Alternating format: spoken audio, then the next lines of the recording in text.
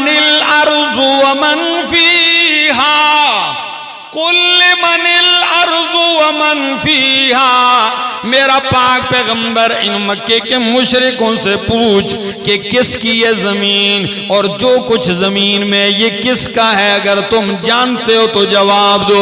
سَيَقُولُونَ لِلَّهِ،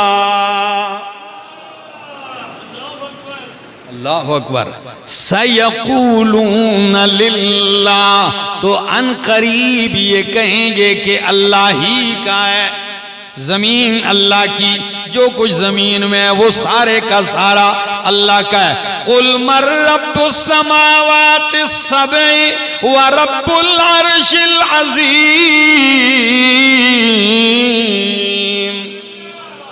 میرا پیارا پیغمبر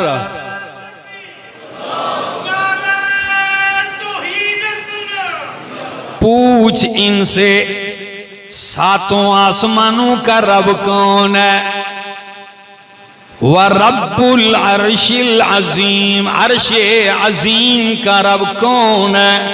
میرا پیغمبر ان مکے کے بت پرستوں سے پوچھ، تو قرآن کہتا ہے سَيَقُولُونَ لِلَّهِ، وہ کہیں گے کہ آسمانوں زمین بلکہ ساتوں آسمان عرش عظیم کا رب کون ہے؟ جو مانتے ہیں بولو کون ہے؟ وہ یہی کہیں گے کہ اللہ ہے۔ بلکہ اگلی آیت پڑھنے لگا ہوں، ذرا قرآن کیا کہتا ہے؟ قُلْ مَنْ بِيَدِهِ مَلَكُوتُ كُلِّ شَيْءٍ وَهُوَ يُجِيرُ وَلَا يُجَارُ عَلَيْهِ إِن كُنتُمْ تَعْلَمُونَ، میرا پاک پیغمبر ان مکے کے مشرکوں سے پوچھ، مَنْ بِيَدِهِ مَلَكُوتُ كُلِّ شَيْءٍ، کس کے ہاتھ میں ملکوت کل شیء، ہر چیز کا اختیار کس کے ہاتھ میں؟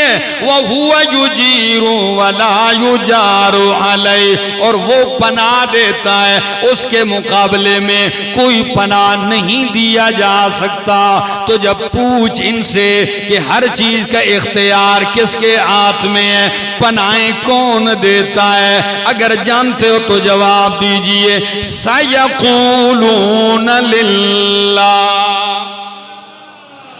تو وہ کہیں گے کہ پناہیں دینے والا اللہ، ہر چیز کا اختیار رکھنے والا اللہ۔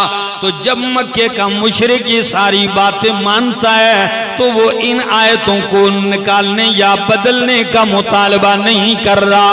پھر میں پوچھتا ہوں کہ وہ کون سی آیت ہے جو مکے کے مشرک کو چبھتی تھی، جس کے بارے میں وہ کہتا ہے بدل ہو، قرآن بدل دے، یہ آیتیں نکال دیجئے۔ آئیے آج سن لیجئے میرے دوستو، وہ آیتیں یہ ہیں کہ قرآن کہتا ہے اللہ لا الہ الا هو الحی القیوم، اللہ لا الہ الا ہو، کہ اللہ ہی الہ ہے، لا الہ کوئی حاجت روا الہ نہیں، الا ہو مگر کون ہے؟ وہ یہ نہیں مانتے کہ الہ اکیلا اللہ ہے، وہ کہتے تھے اور بھی الہ ہے، بلکہ ان کو جھگڑا اس آیت میں تھا اجعل الآلہۃ الہا واحدا، کاش کاش کہ کوئی ہوتا اور قرآن میں غور کرتا اور نتیجہ پا جاتا۔ کیا کہتے ہیں اجعل الآلہۃ، کیا اس پیغمبر نے تمام آلہہ کو ایک ہی الہ بنا دیا؟ سب کو رد کر کے، سب کی نفی کر کے یہ کہتا ہے الہ واحدہ، کہ ایک ہی الہ ہے۔ ان ھذا لشیء عجاب، یہ بڑی عجیب بات ہے، یہ ہماری سمجھ میں نہیں آتی۔ جھگڑا کس میں تھا؟ وہ کہتے تھے کہ الہ اکیلا اللہ نہیں، بلکہ اللہ کے ساتھ اور بھی الہ ہیں، مدد کرنے والے ہیں، بیڑے پار لگانے والے ہیں، کھوٹی قسمتیں کھری کرنے والے ہیں، مال اولاد گھر زندگی میں برکتیں دینے والے ہیں، یہ باقی بھی ہیں۔ بلکہ وہ کہتے تھے کہ قرآن کہتا ہے کہ لا یملکون لِأَنفُسِهِمْ نَفْعًا وَلَا ضَرًّا، جن کو تم الہ مانتے ہو وہ تمہاری مدد تو کجا، وہ اپنے آپ کے نفع نقصان کے مالک نہیں۔ اس بات سے ان کو چڑ ہوتی تھی، بلکہ وہ کہتے تھے، یہ میرے سامنے سورت کا نام سورت یونس ہے، اللہ کا قرآن کہتا ہے، مکے کا مشرک کہتا ہے ما نعبدہم، بلکہ کہتا ہے ہؤلاء شفعاؤنا عند اللہ، یہ جن کو ہم پوجتے ہیں یہ اللہ کے ہاں ہمارے سفارشی ہیں۔ اللہ کو خالق مالک مانتے تھے، لیکن جن کو وہ پوجتے تھے ان کے بارے میں کیا کہتے تھے؟ یہ اللہ کے ہاں ہمارے سفارشی ہیں۔ کیا مطلب ہے؟